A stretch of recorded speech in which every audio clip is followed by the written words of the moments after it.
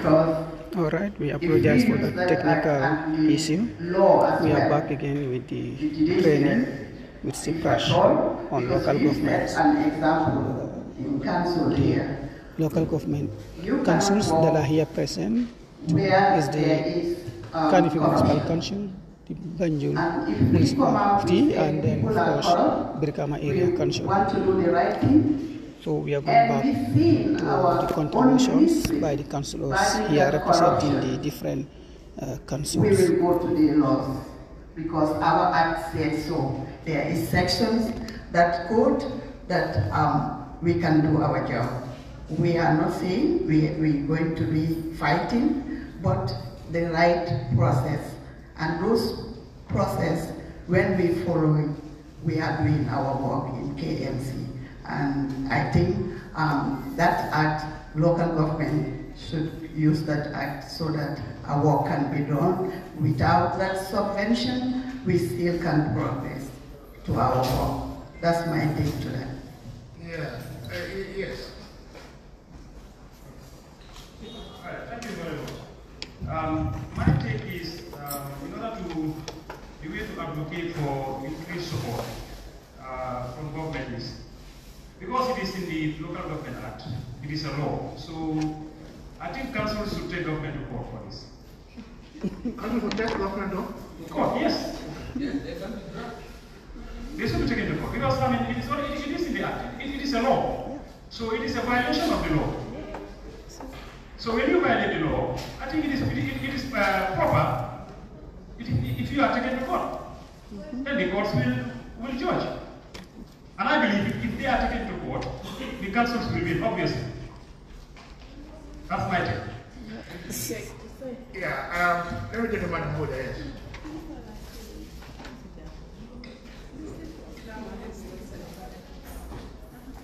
I think it's not working. Can you use it?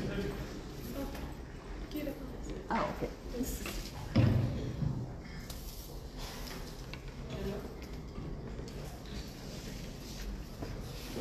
For me, I think start, as I said, we should start by putting our house in order as council. Because what our legal instrument, as alluded by one of the speakers yesterday, if you look at the number of years, they don't reflect current realities on the matter. We should start with our ministers. We work hard towards the amendments or adjustment of those acts, policies, and regulations. Because we need to stand firm on that trust. From there, I think the civil society has a role here on the side of government. Because as I said, the media has a big role to development. But sometimes, often you see media talking about negative aspects of government or council. I think these are areas where media should express interest, or other NGOs like Ceprass for advocacy, engagement on the side of government. Because all what we are saying is that the political will is not there. When I mean the political will, it's not only the president. You have the three arms within the government. You have the legislative, you have the executive, and the judicial. People, Gambians should come together to see that decentralization is a reality. Decentralization is a stepping stone to development. I think when Gambians understand that, when the central government, those who matters understand that fully well, it doesn't mean that you are taking power A to power B.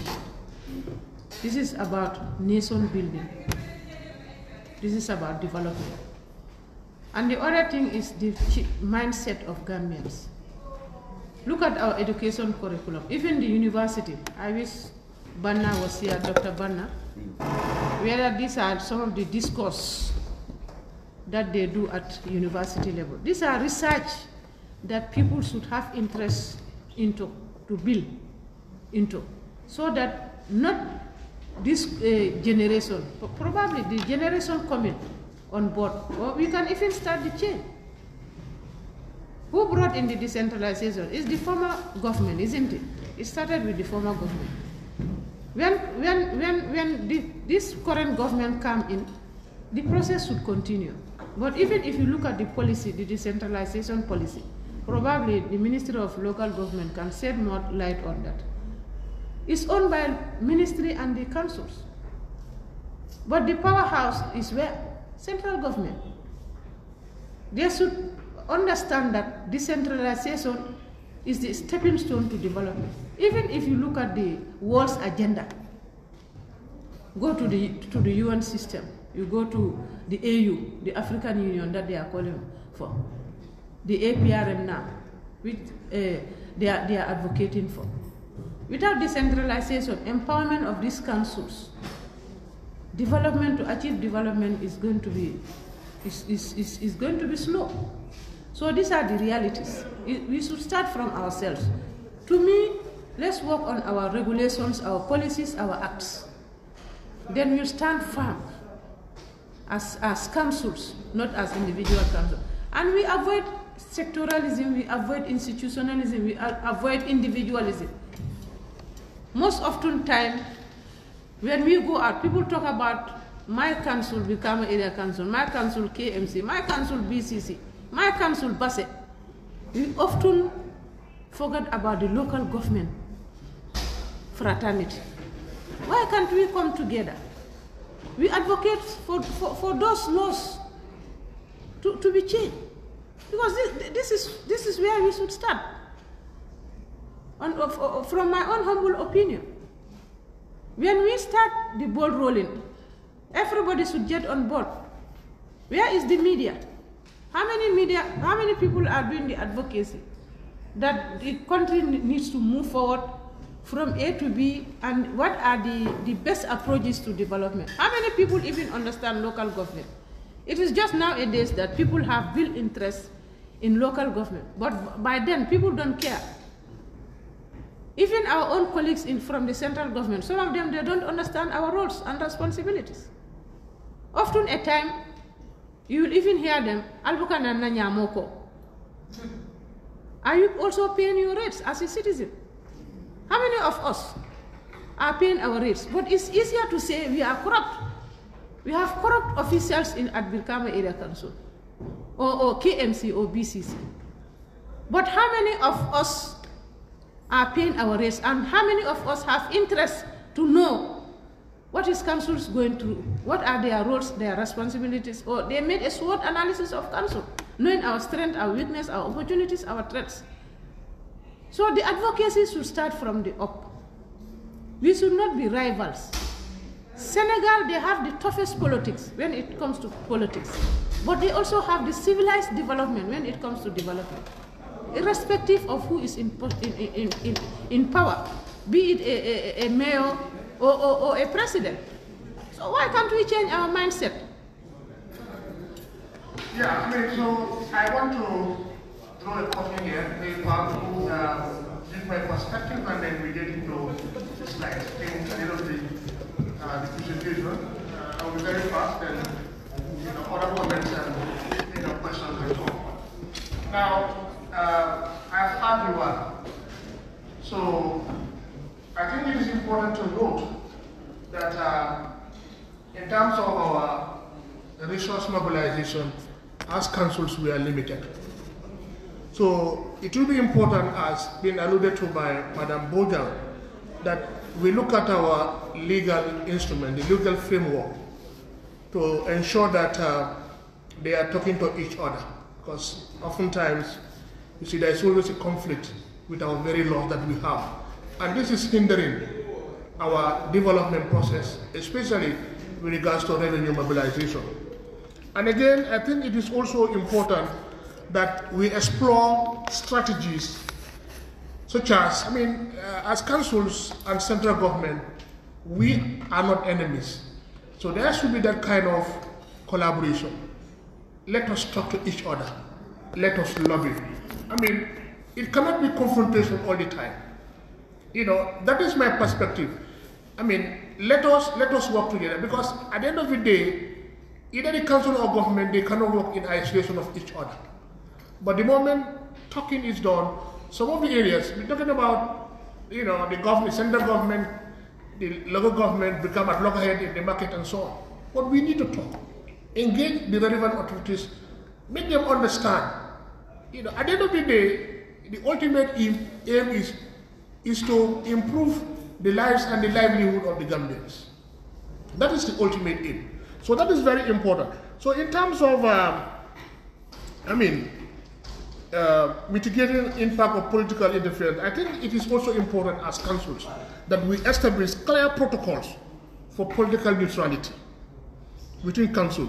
And it's also very important, whether at the level of management or the policy level, we also dialogue. We promote dialogue and collaboration, you understand, and ensure that, we foster a culture of professionalism. We need to be professional. There are clear-cut, terms of reference for those at the management level, at the policy level.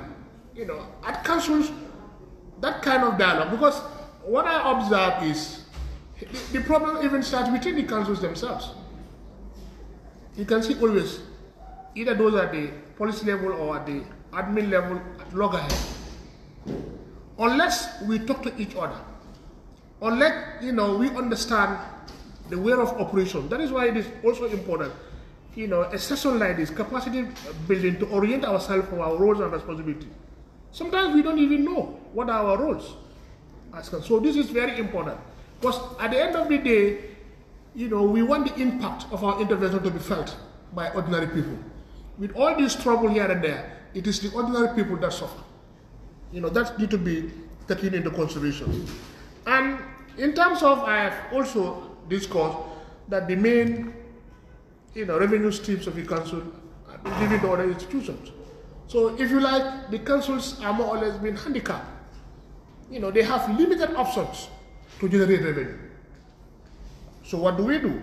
So it is important that we explore new opportunities, new revenue opportunities, leverage on the public-private partnership. It is also very important, and implementing innovative ways in terms of tax collection, and others to supplement the traditional revenue sources. And most importantly, as council also, we must also ensure that there is, financial sustainability in everything that we do. And we must be accountable on our actions. So this, I believe, will definitely stimulate a critical thinking and dialogue among senior officers at local government council, encouraging them to analyze complex governance issues in order to be able to, ensure that we are able to mobilize a lot of resources for our councils for the betterment of the people that we are serving. So this is just, a very good foundation on what I want to discuss. I'll be a little bit fast in this because most of the issues perhaps we might be familiar with. So here we will look at both resource mobilization and financial management. And clearly, we want to look at resources. Resources, of course, as we always say, they are always limited. And the resources are the useful or variable or valuable possession or quality of an organization or person. So when you look at resources, for example, these are useful means that helps to achieve or accomplish a desired end of an individual or organization. It might be in any form like physical or natural, abstract or concrete, and possesses as an asset. So, and here I want us to understand, in terms of resources, when we talk about resources, it is not only limited to financial resources. We should be able to harness all kinds of resources as far as our councils are concerned. Of course, human resources is very important. These are the skilled individuals. These are very important, resources for an organization. You have the financial, the money, the budget, or anything that has a potential to generate into finance. Material resources. Even the procedures, the technology that we use, these are our resources. The machine, for example, the equipment, the markets, the information, these are the facts and figures.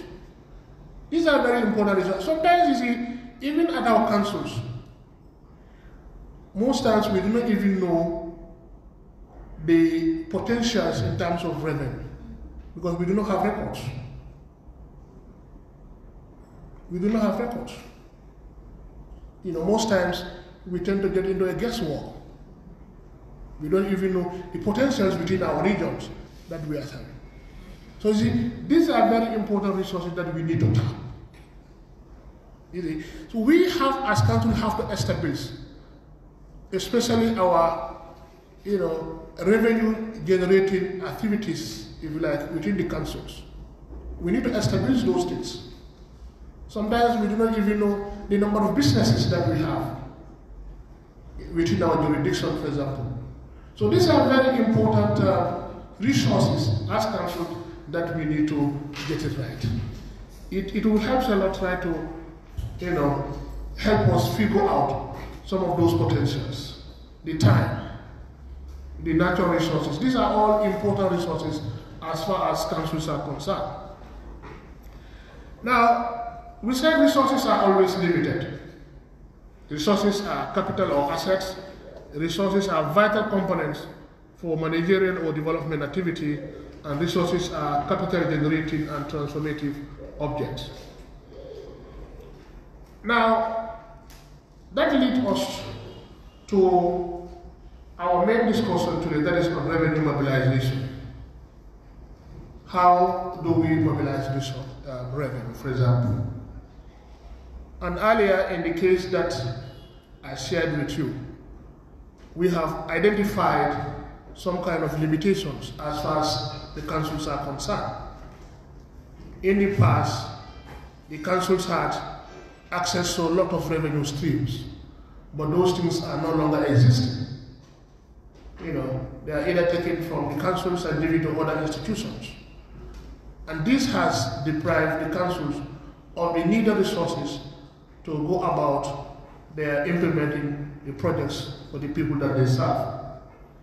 So, in light of those limitations, we should be able to identify as senior officers of the council how best, you know, we could use alternative means to mobilize resources. So when we talk about revenue mobilization, it's the process in which a business assesses its current resources and plans to acquire more if necessary. So we should be able to assess ourselves as council. What are our resource base? Is it adequate for our activities, for example? What can we do more in trying to generate more revenue in order to take care of our activities for our various councils? So a major sociological theory in the story of, you know, social movements, this is just giving you some kind of economic devolution here. But the real concept of resource mobilization is try to strengthen the local bodies and promote their economic capability. And resource mobilization refers to the collection and utilization of resources in an organized way to produce results according to the given system of governance. So here, in resource mobilization, what is important here to identify your resource base. You should be able to identify that. What are the resources available to the council? And knowing your current resource base will help you to see how best you can mobilize more resources for your activities. So in effect, you have to identify those limitations that you might grapple with. And it is no secret that all councils in the country have serious limitations. And now, you know, we have highlighted some of the areas in terms of even the subvention we talk about. It's either limited late or not available at all. What can we do as councils? The mainstream revenues that we get are no longer with us. What can we do as councils to generate? And knowing that the expectations on council are always very high. So what can we do in terms of, making sure that the available resources are there for the people? So why do we mobilize resources? One is for effective and efficient deployment of resources, optimize the cost and the profit, fundraising for community development, allows the council to continue service to citizens, maintain sustainability, leads to product and service improvement, and help council to expand. Councils need resources. Without these resources, we will not be able to, do our work as been mandated by law.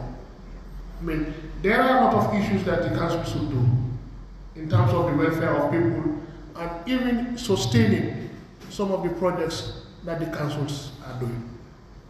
And I remember in one of our engagement in Kerala, Area Council, because in our story, the issue of waste management was highlighted. In fact, about less than 5% said the councils do not collect their waste. And in order to discuss with the council authorities, when the question was put to them, they said, in fact, the problem they highlighted is that people in the region do not even pay their rates. And if you look at the amount that is charged in those areas, I think $150, but even to collect that was a problem. And now, if you look at in terms of the revenue, the waste management, they rely heavily on their tractors, and these are fuel and so on. So, in fact, their idea is they always tie their services on the revenue that they collect from people. At the end of the day, what they even say that they only have their tractors or, this waste collection, gadget either in Barra or Falafel, because that is where they do collect, some sensible amount of revenue.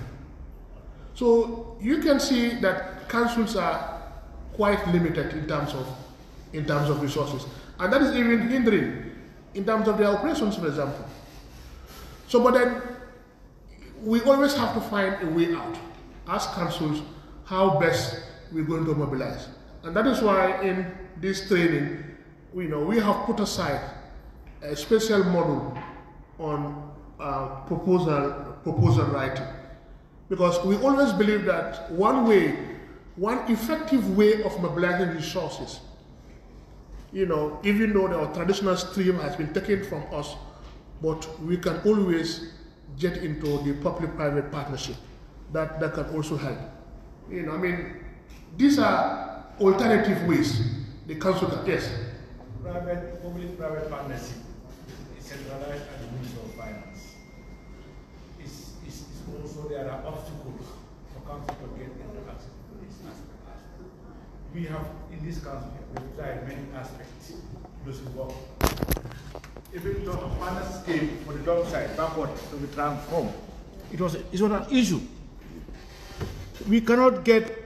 They said the council cannot go for private partnership. It has to go to the Ministry of Finance for them to scrutinize the partnership, and feedback never come back.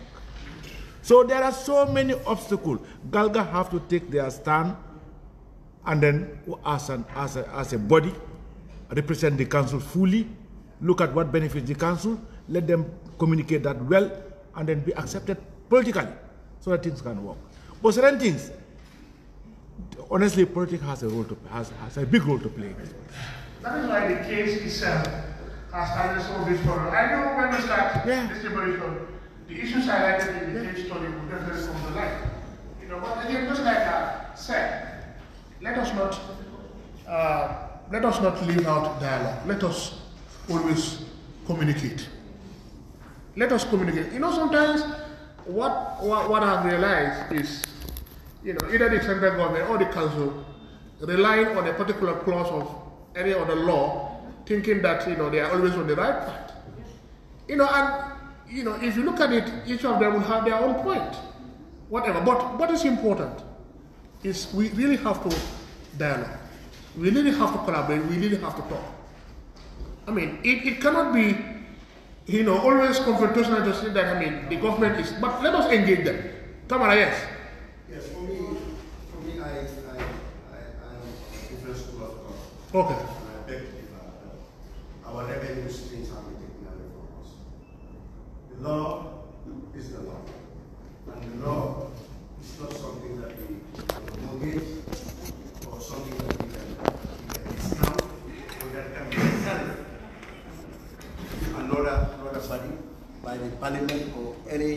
any person. The mandate is very clear. We have the Local Government Act, and the Local Government Act gives powers to the License Act and give to the Rates Act. And all these things that we used to collect, for me, I am still of the opinion, and I stand by it as Director of Finance, that my mandate, I execute it to the fullest. It's up to councils to look inward and strengthen our ranks by getting capacity and getting good lawyers to fight our cases. Because to say GT board is correct, it's their business. Their mandate says they should collect. My mandate said trade license hoteliers will pay. For me, I'm not even answering. I'm not G board. I'm not GT board. I am Brikama Area Council. This is my invoice, and I see you in 2 weeks. When I come back, you settle the invoice, or I take it to court. And these things, because councils, one way or the others, you take a grade 9 dropout and make the individual a senior collector to go to the hotels and give you your money. The money is not going to come. The money is not going to come. Most of our revenue is not coming because councils, we have not done our homework right. There's a scenario when I was at BCC. Mohamed Jah came. He was paying 600,000. I said, no, Mohamed, you cannot pay 600,000.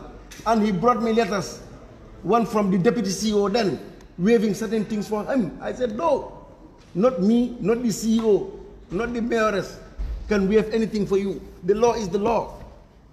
And we went, now Mohamed is paying over close to $1 million.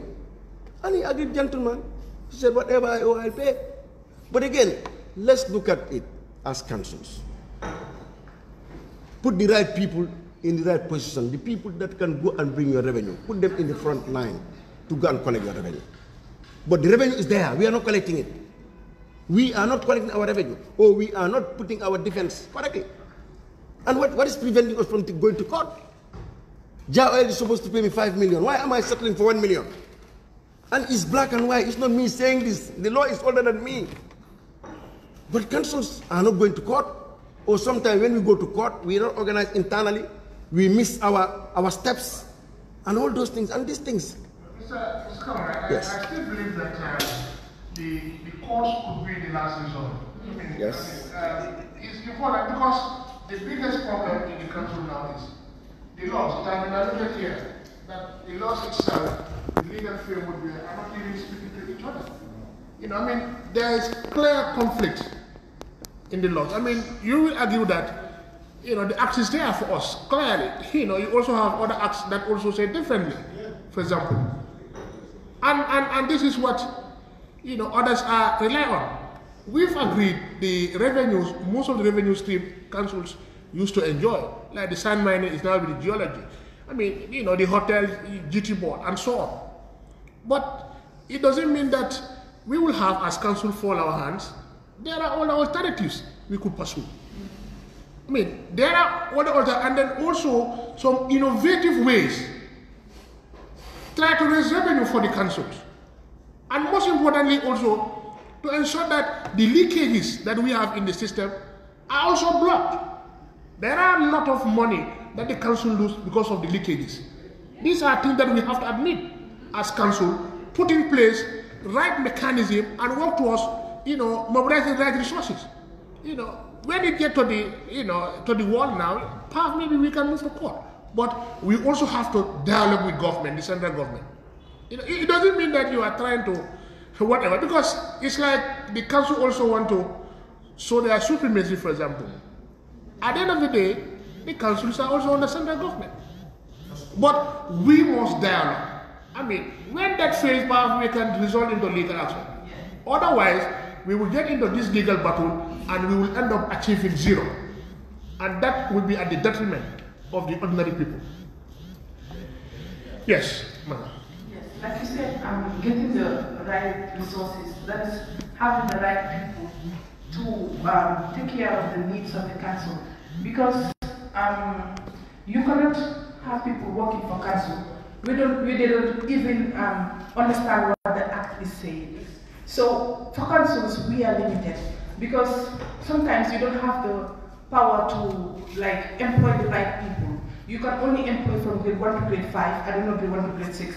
Now, if you want to bring in people that are learned, like people with good qualifications, it becomes a problem. Sometimes you contract them for years. You write to the local service commission, and these people are not confirmed to those positions. When those people are tired, they leave the councils and then go somewhere else where they are needed the most, because sometimes you feel that you are not needed in the council. Instead, they are just using you. Because you cannot be, contracted for like 10 years or 5 years as somebody who wants to grow academically. So these are some of the issues that we have. And then if you don't understand the act, or the people that are employed do not know what they are doing, then we are subjected to things like revenue leakages or not knowing what we are doing. Because I have been in council for 2 years now, and I can rightly say that some people are there, they don't even know their purpose of being in council. And then we have to look at it thoroughly, honestly. Yes, ma'am. Thank you very much for giving me once again the floor. You said we must, as council, we must dialogue with the government. Yes. Professionally, I am a micro peace building official. And then that has a component of dialogue, negotiation, lobbying, and the like. In doing so, I think Madam was trying to advise us not to be saying Brikama Area Council, but these are case scenarios that only Brikama Area Council is in that situation. Therefore, I have to mention the Brikama Area Council. The problem that we are facing with the central government now, it's like, just as I said earlier, if you said this is a light or a lamp, somebody will come and tell you this is a star. Then you will really know that this person does not want to accept the reality. We are not doing it for ourselves. It is the people that the government is governing. And those are the people, those that we are supposed to serve. And doing so, to block those leakages that were happening before, we were taking part at one place. Our families, our loved ones were confused. As elected councillors, was our powers being seized forcefully or not? And again, we engage the government series of days and times of the situation presently that we are facing, that we have to take the matter of Brikama market to the court. The matter is already at the court. But it is a condition beyond our control. We don't want to waste the resources, the funds of the poor taxpayers. Instead of paying a lawyer almost $500,000 for a case, that should have been given correct and adequate services back to the people who paid those services. It is like we have no choice. We were pushed at a corner, and that we have to make sure that we live to expectation, that we try to correct things, not forcibly, physically, but by taking it legally. You see, in regard, clearly you can see, a political tension in the country. And this is where the political interference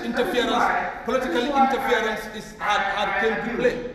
And even the act says clearly that council should be done 47. Right. It is clearly in the act. Therefore, you said earlier yes, that after elections we get back to business. Right. Politics aside. You understand? But clearly, what we are seeing and what we are observing is a kind of political dominance that is being displayed at the council. No. So that, the either side don't want to talk to the other. And this is not in the interest of the people. And this is why I am speaking as a whistleblower. I am voted by the APRC No to Alliance, not UDP, neither NPP. I am from where Jammeh hailed from. Why should I support a leader of the UDP if politics is at play? Yankuba was voted by the UDP, of which I am never a supporter. But if I see what he is bringing to the doorstep of the council is for the best interest of the people of the West Coast, why should I not support it?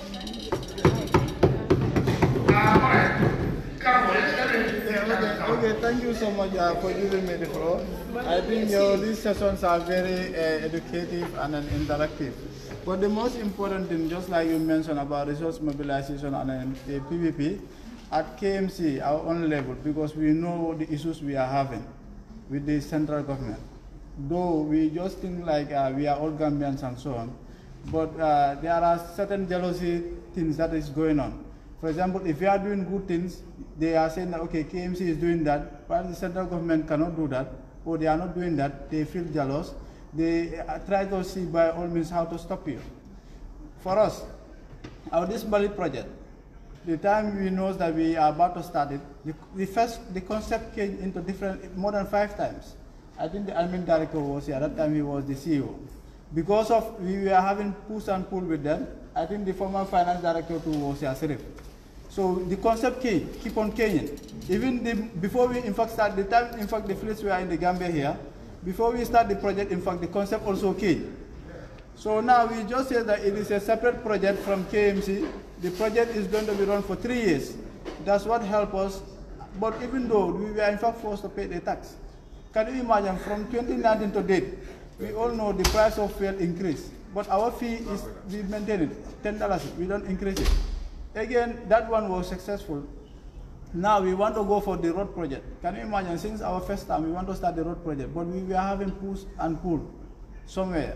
And then we want to start with the market project, we were having issues. We want to start municipal bus transport, we were having issues. What we end up doing for the municipal bus transport, and then for that of the KMM, that is the Canopy market whatever, we established a board. So this board, the government cannot stop us, because the first for the municipal, for the market board, the markets that we want to build, initially they say that it must go through the PPP unit. So this thing went through the PPP unit, it was rejected. So that time it was Finished Profile that was leading. There is one company called Finished Profile. Though that time we have our own land, but Finished Profile came as the contractor. So the thing went through a proper tendering. But now our ministry advisor is to go through that PPP unit under the Ministry of Finance. It went there, it was rejected. In fact, it was there for 2 years before it was rejected. So now we went and established a board. So now this board is running and kicking. Now we are about to implement the project. Like for that of the municipal bus service too, we went and established a board so that the ministry cannot stop us. So with that board, they are independent. So, but they will be answerable to the council. So I will advise all the area councils to do similar one. If you have to go for similar projects, try and have a board set up so that it will be independent, so that the government will not have any influence or to direct you where and where you're supposed to go. But actually, if they say like there are no, for us, maybe, unless we, but I don't see that person in the Gambia who is going to mediate between us and central government. Right now, we all know the challenges at 𝒂𝒂𝒏. When that place get fire or get burned, we all know how a neighborhood in 𝒂𝒂𝒏 they suffered. Or during the rainy season, when that place flood, and then those bad waters go straight to some people's houses, and then their houses will be flooded. So, but the most important thing here, I think we in fact secured a project, and that project, in fact, we want to, at the end of the day, we will be in fact buying waste from people instead of for people to be paying waste for it to be collected. And then every year, council is going to generate 700 million.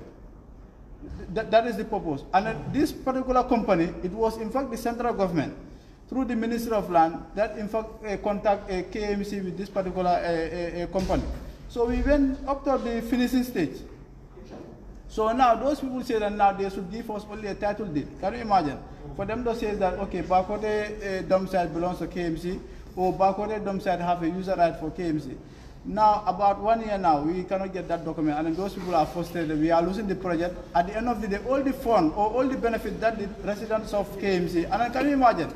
These people are going to sell this, biogas at a cheaper price to average residents of the country. And then two, the amount we would buy cash, because these people are not going to generate only cash, but electricity too. Yeah. So in fact, they will sell it at a cheaper price. For example, you can use $100 for 3 weeks, whereby your cash powers will not have any issue. Then in fact, every week you are buying $600 for cash power. So for example, if that thing was successful, it is not a credit to only KMC, but in fact to the central government. But I just like you guys are here, and then I hope people like you, people that are in the university, people that are exposed, our presidents or our leaders use you guys as an advisor, then bring in drummers as their advisors. Thank you. Yeah, I mean, that's good. Yeah, yes. When I said we should avoid individualism, what I mean is for all the councils to come together, rather than ANC fighting their own case, BAC fighting their own case, or BCC. What I mean is for us to come together. Because if you look at the country today, each institution is defending its own act, that the act empowers me to do this, or my policy empowers me to do this.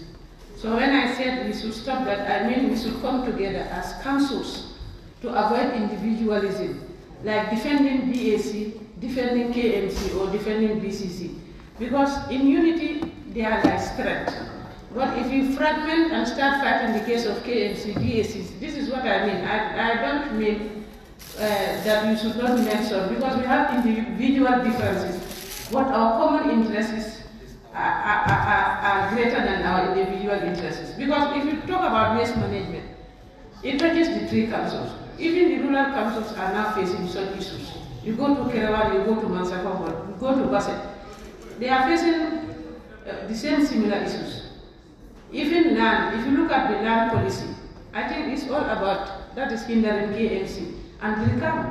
When you talk about, we all need a landfill. The three councils need to join to have a landfill.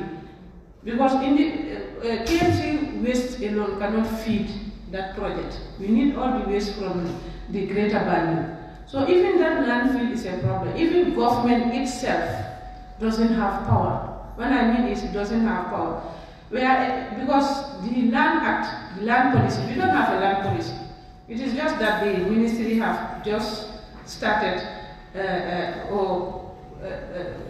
have just have a project from the World Bank. I think World Bank is supporting the project to process a land policy. Because without a land policy, these are some of the issues that council will continue to. Even government, maybe they are silent, but they are also suffering like us. Because whenever they need projects, they need to compensate. Look at the OIC. The roads are being changed from the original design to the current design.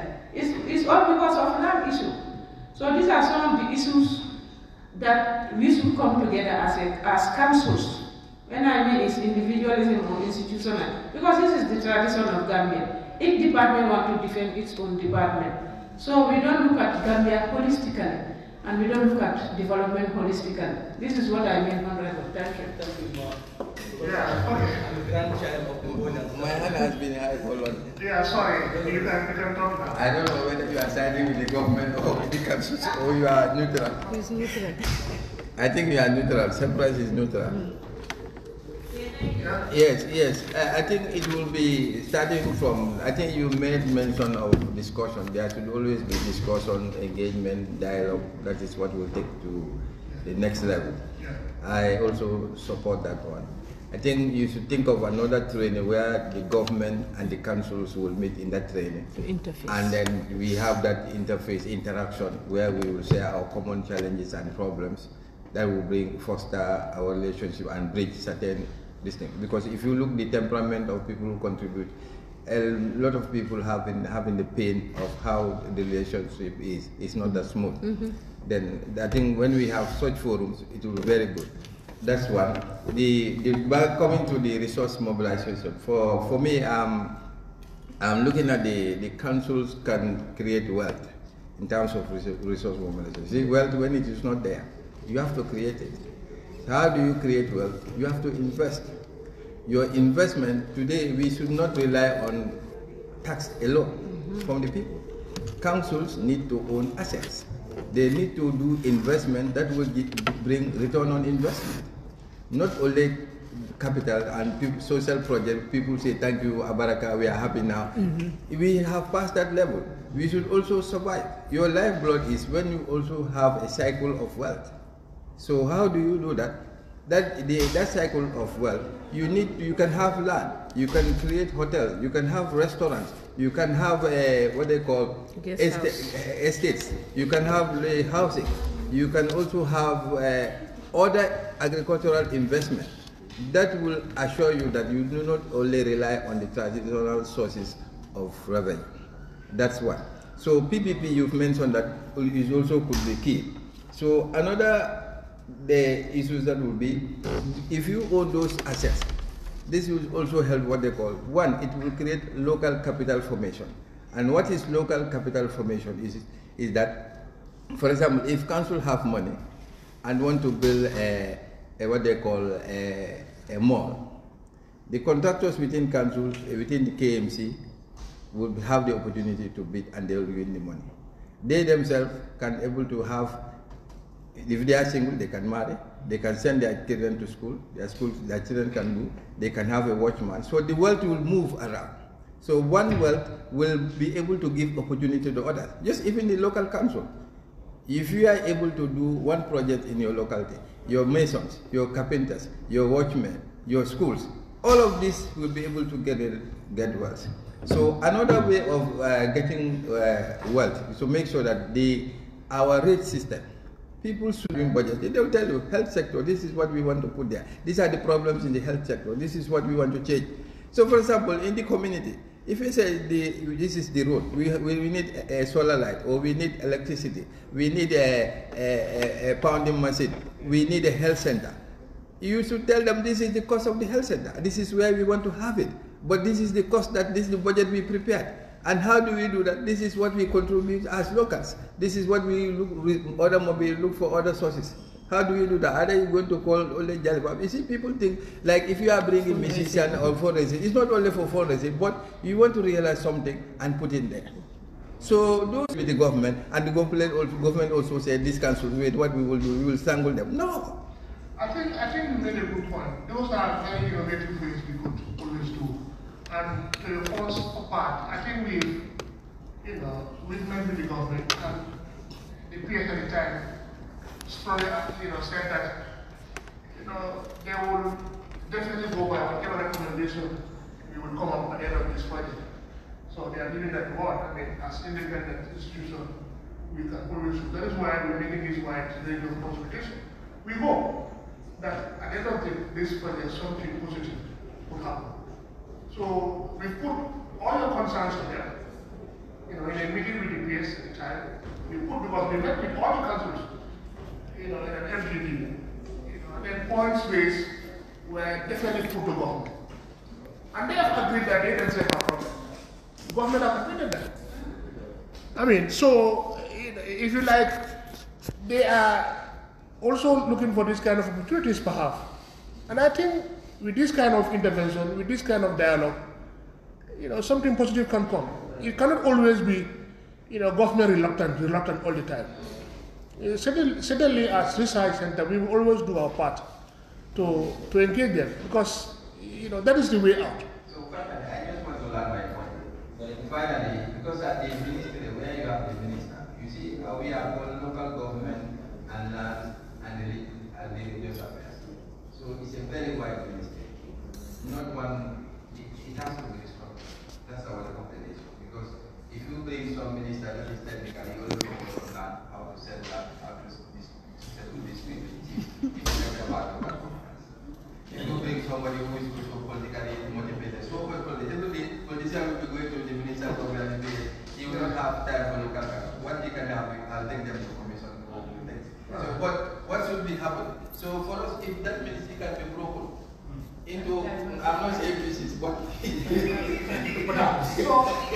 the reason why we are making this proposal and quite interactive, because we want to get the perspective. Yes. This is going to help us a lot. And perhaps the materials we have, we will share with you. As I said, maybe we know you are already very much afraid with this, but some of the suggestions that we bring on the table will definitely help in our recommendation part that we will share with the relevant authorities at the end of the day. Another recommendation that we don't buttress, what I had mentioned, that is the availability of data. Data is very important. If you look at the country, data is our problem. And we all rely on GFOS. Although KMC and Banjul, and it is now followed by DAC, we are relying more on Google Plus coding. But that one is not a full package. I think councils should also widen our horizon in terms of data. in terms of the development of our ICT, because these are very key areas that if you want to have our revenues or increase our revenue base, we need to introduce what is called efficient tax systems that are inclusive of development growth.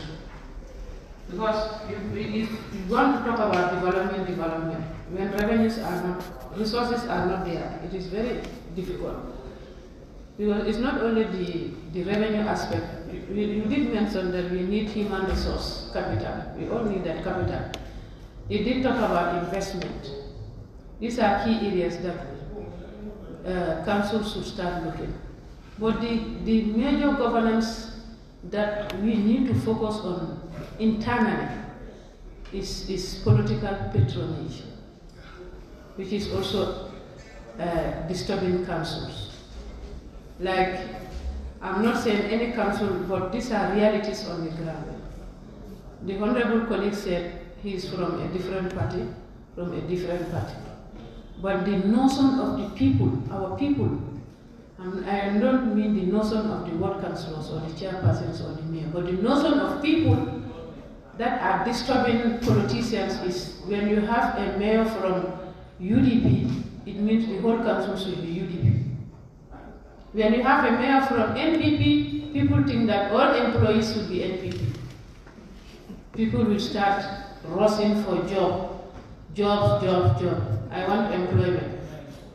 These are my supporters. They have suffered during my campaign. They need to be employed. And we've seen council ending up in overstaffing, yes, which we are not talking about. But these are key factors. So this is why I said we have a lot to do. Probably we start looking inwardly. These are the realities that we need to look at. We built strong institutions and strong systems that each staff or each politician that comes in, you find that system or institution relevant to your agenda. I think these are some of the things that we should start looking at. They all have bearing on our responsibility. Yes. So at the end of the day, and we all know that, for example, BAC, we are engulfed by a rapid urbanization, migration. People from Banjul, people from KMC, because there is no more land. People are now grabbing land in West Coast. They want to be dwellers. I really want to wrap up now, allow Dr. Jawara to come, because some of the areas I'm talking about will come up under project management. Okay, project management is going to be very interesting. Come on. I will punish you. You know you come late today. Yes, I have to. And I was expecting you in the morning. I said, this is your area, the finance manager. Yeah, but okay, your last point, please. My last point is, I am a director of finance, and I am getting sleepless nights, knowing very well that if the recommendation of this Commission of Inquiry shifts the revenue earning components to GRO or any other body, I will sit here and look like a masquerade, because I would have been there to bring money. Now, people of my same qualification or even lesser qualification have brought fourfold what I was able to, what I should have been able to bring. Councils need to be honest and look internally. The problems that we have. You have revenue collectors. When they come to work, you don't know. When they are absent, you don't know. When they go on Gamo, you don't know. How much they collect, you don't know. And it spirals all over councils. The workforce that we have, how many people are coming to work every day and giving 4 hours work judiciously to the institution? You can count it. And the feel is there. We have a pilot in Birkama Area Council. Google Plus Code. And this Google Plus Code has just given us that Combo North alone, which has been completed, 98,000 households. But the database presently that Brikama Area Council operate on. They say the whole of Brikama Area Council, 24,000 households. That's what I'm talking about. Records are not there, the facts are not there. And that 24,000 households, we are only collecting 30%.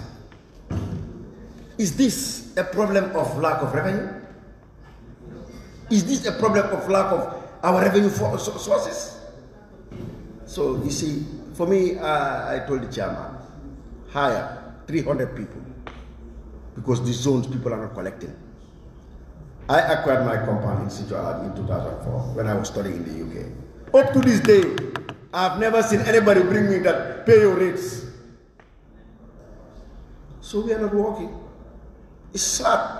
But any day, if the recommendation falls to government that revenue earning component of all council is being shifted to GRA, Banjul Area Council, GRA will collect 500 million. KMC, they will collect 1 billion. Brikama Area Council, they will collect 5 billion. And for those of us that now are in the driving seat, what are we going to do? I think the honorable thing that we do is just to put a pen on paper and say, I have to sign. And this thing is a threat. It's a threat coming. And again, as Director of Finance, we have a lot of job to do. But again, you want to work, do you have the support? Because sometimes even what you are saying, we create new revenue sources. In my former job, I created new revenue. But the bastion of fights came internally before GRA put it on the papers. Rental operational license. I created it. And first year, I collected 600,000. The next year, it was nipped in the bud. No, you don't go. It's not that. So again, it's difficult. But councils, we have our problems, and we need to be frank to look at it and solve these problems. Because all councils are viable. We can all make what the money we need. Thank you. Thank you. There are a lot of it's just 1 minute. Oh, 1 minute, whatever. I see your emphasis on communication between the council and the ministry.